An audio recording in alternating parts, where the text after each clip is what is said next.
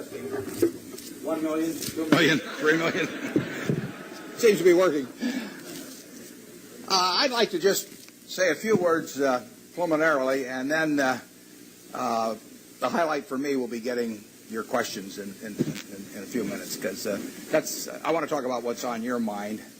I urge you to throw hard balls. It's more fun for me if you put a little speed on the pitches as they come in. You can ask about anything except last week's Texas A&M game. That's off limits. We have a couple of men here from SunTrust. I was just up at the Coke meeting, and I sit next to Jimmy Williams there, who ran SunTrust for many years, and he wanted to be sure that I wore this SunTrust shirt down here. I've tried to get sponsorship on the senior golf tour. I haven't had much luck, but now in the Bankers Tour, I'm doing a little bit better. And he says I get a percentage of the increase in deposits in Gainesville. So I'll go out for SunTrust, dear old SunTrust. I would like to talk for just 1 minute to the students about your future when you leave here, because you're going to learn a tremendous amount about investments, and you'll learn enough to do well. You've all got the IQ to do well. You've all got the initiative and energy to do well, or you wouldn't be here. And most of you will succeed in meeting your aspirations.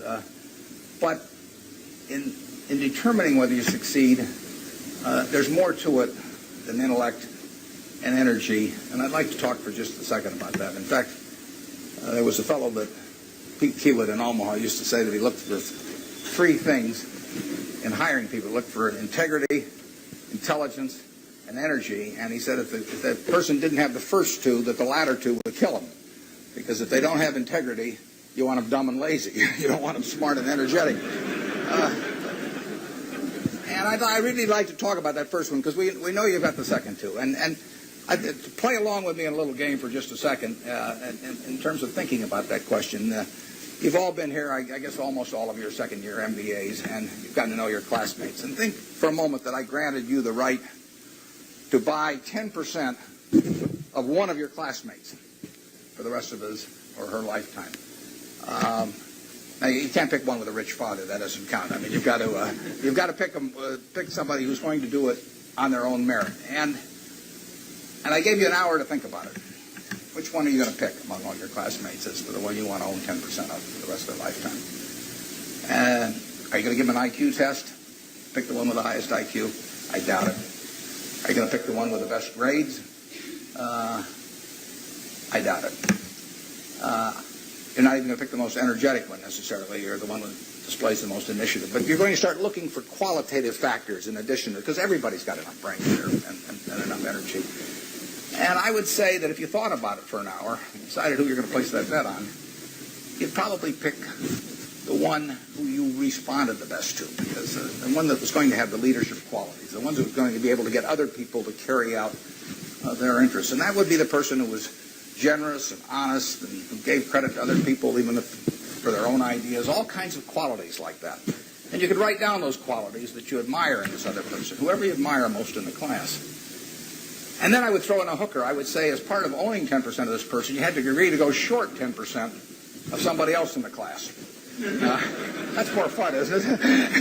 And you think, well, now who do I want to go short of? And again, you wouldn't pick the person with the lowest IQ you would start thinking about the person really who turned you off for one reason or another. I mean, they had various qualities, quite apart from their academic achievement, but they had various qualities. In the end, you shouldn't really want to be around them, and other people didn't want to be around them. And what were the qualities that lead to that? Well, there'd be a whole bunch of things, but it's the person who's egotistical, the person who's greedy, the person who's slightly dishonest, cuts corners, all of these qualities. And you could write those down on the right-hand side of the page. And when you look at that, I don't know which one I'm using. Can you hear me okay with this? That's fine. Yeah. Your microphone to the side. Just What do I do with it? It just came loose. Oh, it just came loose. Okay. You can see why I avoid technology. Chewing gum is about as far as I get.